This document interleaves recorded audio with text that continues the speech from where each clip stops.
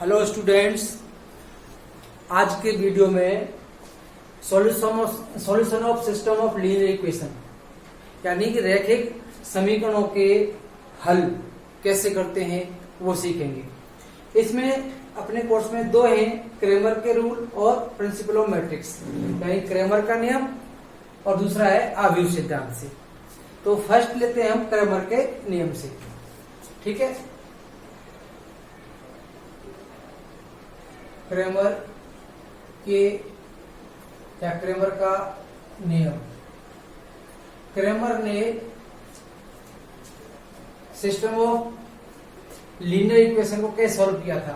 जैसे a1x plus b1y is equal to c1, a2x b2y is equal to c2। ये एक और ये दो वेरिएबल के एक्स वाई के दो समीकरण दे रखे हैं, इक्वेशन दे रखे हैं। इसको क्रेमर ने कैसे सॉल्व किया था, उसने डिटरमिनेंट बनाए। एक डिटरमिनेंट बनाया a1 a2 b1 b2, दूसरा बनाया डेल्टा 1, इसकी जगह पर c1 c2 और b1 b2। एक बनाया डेल्टा 2 यानी कि इसको छुपा दिया, ठीक है। इसको छुपाएंगे कैसे निकलेगा, इस तरह से लिया। तो यहां पर पहले एक्स वाई के लिए जब एक्स की वैल्यू निकालनी है तो c1 c2 b1 b2, जब वाई की वैल्यू निकालनी है a1 a2 c1 c2। देखो, इसको डेल्टा 1 को डेल्टा x भी बोल सकते हैं। अगर c को छुपा दिया तो a1 a2 b1 b2 लिखे। डेल्टा 1 निकालने के लिए इसको छुपाएंगे तो इसकी जगह पे क्या लिखेंगे c1 c2 और b1 b2। फिर डेल्टा 2 की निकालने के लिए इसको छुपाएंगे तो इसकी जगह पर क्या आएगा c1 c2 a1 a2 तो है ही c1 c2। इसमें तीन डिटरमिनेंट निकालने पड़ते हैं। कैसे निकालेंगे, this into this minus this, this into this minus this into this minus this. अब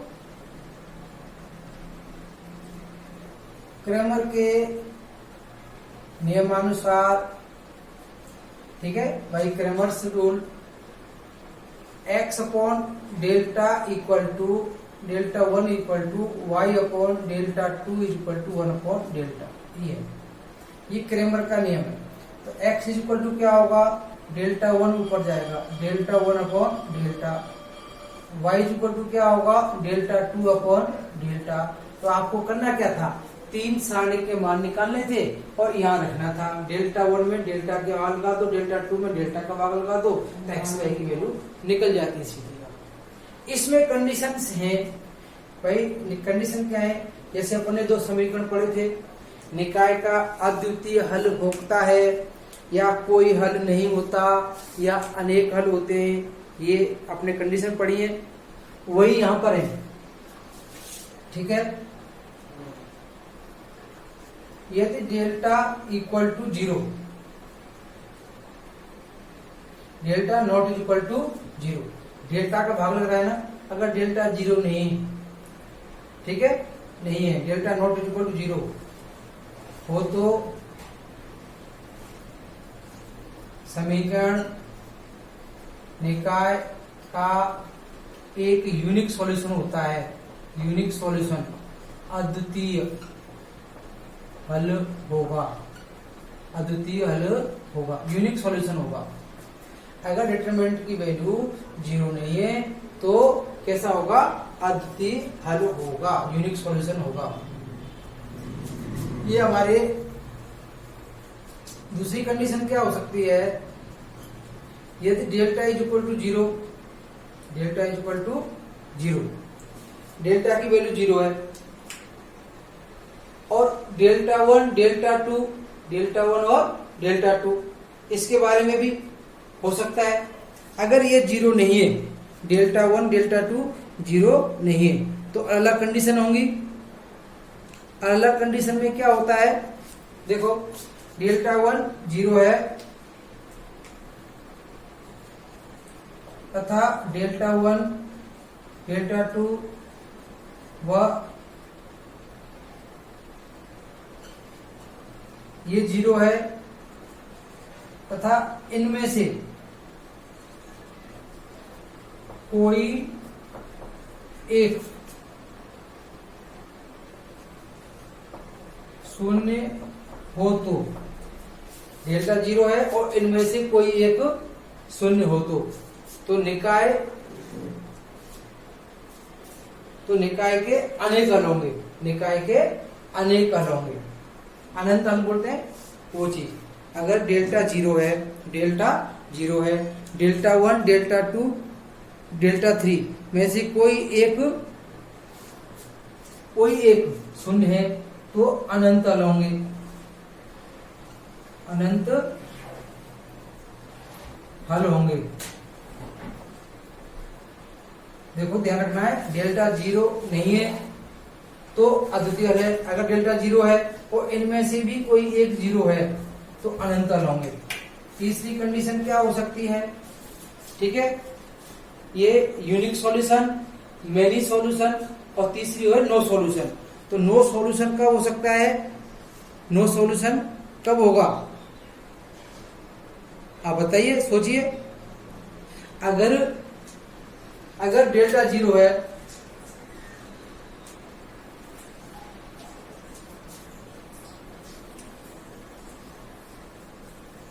यदि डेल्टा 0 है तथा डेल्टा 1 0 नहीं है, डेल्टा 2 0 नहीं है और डेल्टा 3 भी 0 नहीं है, ये 0 है और ये 0 नहीं है तो क्या होगा? कोई हल नहीं होगा, कोई हल नहीं होगा। इसमें क्या होता है? निकाय संगत नहीं होती, असंगत होती है, असंगत। इन दोनों में संगत है, निकाय समीकरण निकाय संगत होगी। देखो डेल्टा नॉट इक्वल टू 0 तो समीकरण निकाय का एक अद्वितीय हल होता है, निकाय संगत होगी। डेल्टा 0 और इनमें से भी कोई एक 0 है तो अनंत हल होंगे। डेल्टा 0 है, डेल्टा 0 है और ये 0 नहीं है तो कोई हल नहीं होगा। ये 3 कंडीशन। ये तो था 2/2 का। अगर 3/3 का हो, ठीक है, 3/3 का हो तो कैसे निकालेंगे ये चीज और चेक कर लीजिए।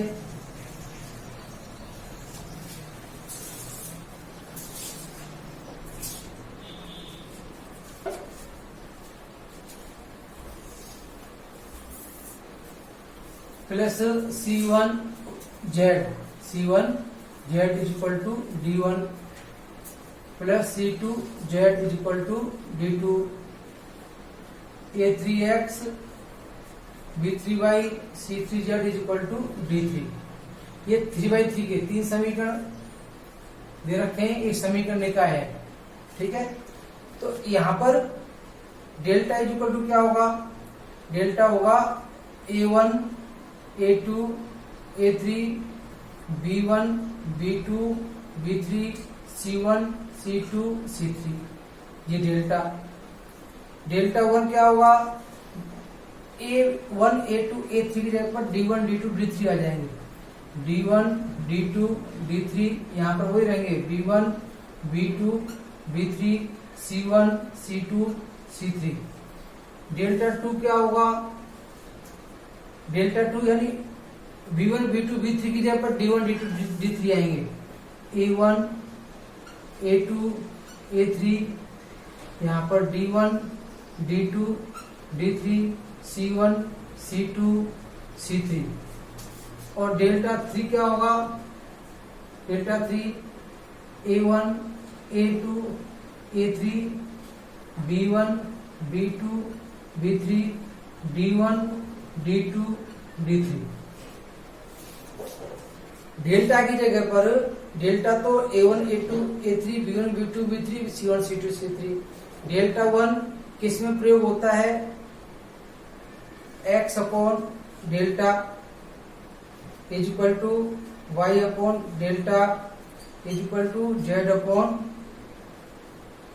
Delta 1 upon delta. तो यहाँ पे क्या आएगा 1, 2 और 3, ये क्रेमर के नियमानुसार, ठीक है, क्रेमर के नियमानुसार। x इज इक्वल टू क्या होगा, डेल्टा 1 ऊपर जाएगा upon delta, y is equal to delta 2 upon delta, z is equal to delta 3 upon delta. तो आपको क्या निकालने हैं, ये 4 सारणी के मान निकालने हैं और 4 सारणी के मान यहाँ अप्लाई कर देंगे, x y z के मान निकल जाएंगे। ये क्रेमर के नियम से। इसमें भी वही कंडीशन है, ठीक है। निकाय का अद्वितीय हल कब होता है, जब डेल्टा की वैल्यू 0 नहीं हो, ठीक है। निकाय का अद्वितीय हल यानी determinant not is equal to 0।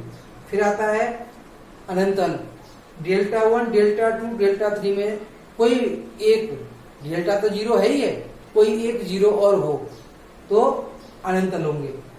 अगर डेल्टा 0 है बाकी के 0 नहीं है तो कोई हल नहीं होता। देखो डेल्टा 1 की निकालते हैं तो a1, a2, a3 की जगह पर d1, d2, d3 आ जाते हैं। डेल्टा 2 निकालते हैं तो b की जगह पर, डेल्टा 3 निकालते हैं तो c की जगह पर d1, d2, d3 आ जाते हैं। ये इसका लॉजिक है। अब एक एग्जांपल लेते हैं, ठीक है, एग्जांपल से इस नियम को सीखते हैं।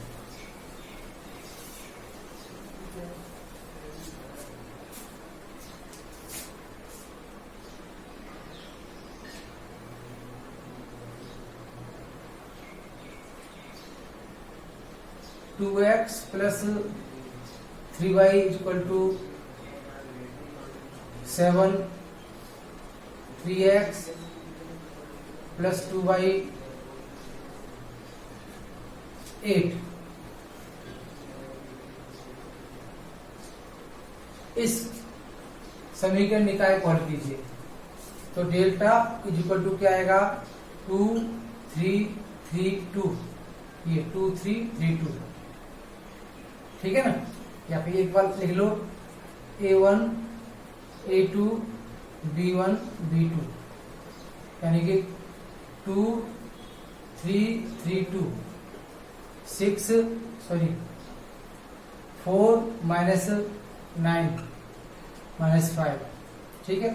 डेल्टा 1 इसकी जगह पे ये आते हैं 7, 8, 3, 2, यानी कि C1, C2, B1, B2, तो 7, 8, 3, 2, कितना आया 10 माइनस के।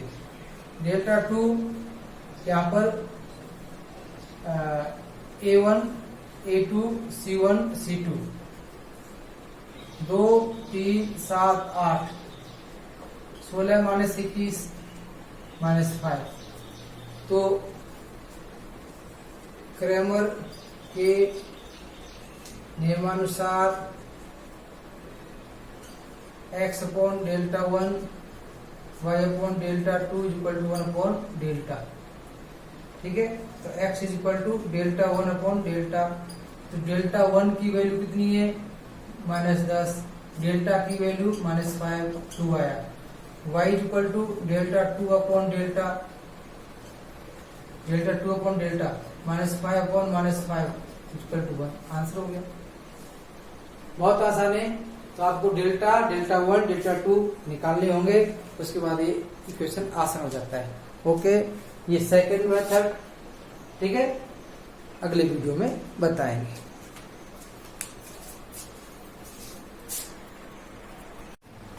क्रेमर के नियम से ये 3/3, ठीक है, 3 समीकरणों की एक निकाय दे रखी है, इनको क्रेमर के नियम से सॉल्व करना है, ठीक है। तो यहाँ पर डेल्टा क्या होगा, डेल्टा x y z के कोफिशिएंट, देखो 2 यहाँ कुछ नहीं तो 1, 1, यहाँ पर -1, 1 और -1, 3, 1 और 1, ये 3, 1 और 1, ये वैल्यू है किसकी, डेल्टा की। डेल्टा 1 की वैल्यू क्या होगी, ये पहले ये लिखेंगे 9, 6, 2, और फिर ये x वाले भी छोड़ देंगे, -1, 1, 1, और 3, 1 और 1। डेल्टा 2 की वैल्यू निकालेंगे तो डेल्टा 2 काम में आता है y में, तो y वाले की जगह पर लिखेंगे ये चीज, तो क्या आएगा 2, 1 और 1। इसकी जगह पर आएगा ये 9, 6, 2, 3, 1, 1। फिर आता है डेल्टा 3। डेल्टा 3 किस में काम आता है y में, तो इसकी जगह पर आएंगे ये, बाकी के वही रहेंगे 2, 1, 1, -1, 1, -1, ये 9, 6, 2। इन 4 सारणी की वैल्यू निकालनी पड़ेगी। अब आप चेक कर सकते हो, ठीक है। जैसे मैंने बताया x, y, z के कोफिशिएंट लिख लिए, वो डेल्टा आया। डेल्टा 1 इस पहले स्तंभ की जगह पर ये चीज लिख देंगे 9, 6 और 2, ये बाकी के ये। फिर दूसरी की जगह पर ये लिख देंगे, फिर तीसरी की जगह पर ये लिख देंगे। अब इसकी वैल्यू निकालेंगे। देखो 2, ये 1, minus minus plus 1, minus plus minus plus चलता है, आपको पता ही है। 1 -1 प्लस 3, फिर ये -1 और ये भी -1, कितना आया, ठीक है, चेक कर लो। 2 × 2 + 1, ये 0, 3 × -2 कितना आएगा, इसकी वैल्यू 4, 0, -6, -2 आया। कितना आया, delta is equal to -2, delta is equal to -2। ये इसकी वैल्यू निकालेंगे। 9, 1 -1 माइनस ये 6 -2, 6 -2 प्लस 3, ये 6 6, ये भी -2, तो ये आ रहा है 9 × 0 + 1, ये 4, 3, 4, तो ये बचा आपका 0 + 4 + 12, 0 + 4 + 12, ये हो गया 16। एक बार वापस चेक कर लो। 2, 1, 1, -1, 1, -1, 3, 1, 1। इसकी वैल्यू निकालेंगे। 2, 1 × 1, माइनस माइनस प्लस -1, फिर 1, -1, 0 + 3, -1, -1, -2 × 3, 6, 2 × 2, 4। इसमें लिया 9, 6, 2, 9, 6, 2, -1, 1, 3, 1, 1। इसकी वैल्यू निकाली। 1, -1, -1, 6, -2, ओके, फिर 3, ये भी 6, -2, ये आ रहा है प्लस 6 - 2, 4, और 6 - 2, 4, 4, 3 = 12 + 4, 16। ऐसे ही डेल्टा 2 की वैल्यू निकालेंगे। डेल्टा 2, 2, 6 - 2, -9, 1 - 1 + 3, 2 - 6, ठीक है, 2, 3, 2, 9, 3, ये आया 6 - 1, ये 1 - 1, 2 - 6, तो 2 × 4, 9 × 0 + 3 × 4, 8, 0, -12, 8, ये 0, -12, कितना बचेगा, -4।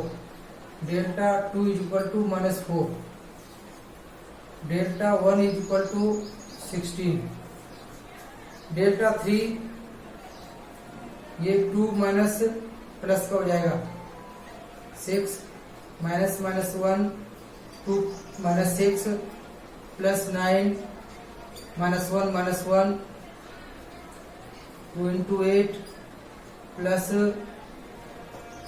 -4, 9 - 2, 16 - 4, -18, -6। ये वाली वैल्यू वापस चेक करनी पड़ेगी। 6 3 2 -1 1 ये -1 राइट, ये गड़बड़ हुआ है। तो देखो 9 6 +1 ओके, फिर -1 6 -1 फिर -6 -1, ये वैल्यू चेक करते हैं। तो ये यहाँ पर 2 है, चेक कर लेते हैं। ये 2, ये +1 4 + 3 -8, तो 80 + 4 -24 कितना आएगा? 2 -2। देखिए x = डेल्टा 1/डेल्टा, y = डेल्टा 2/डेल्टा, z = डेल्टा 3/डेल्टा। ये थी क्रैमर के नियमानुसार। डेल्टा 1 की वैल्यू कितनी है? डेल्टा 1 की -2, और डेल्टा की भी -2 1 आया। डेल्टा 2 की वैल्यू -4 और डेल्टा की वैल्यू -2 2 आया। डेल्टा 3 -6/-2 3। ये आपके XYZ आंसर। Very simple.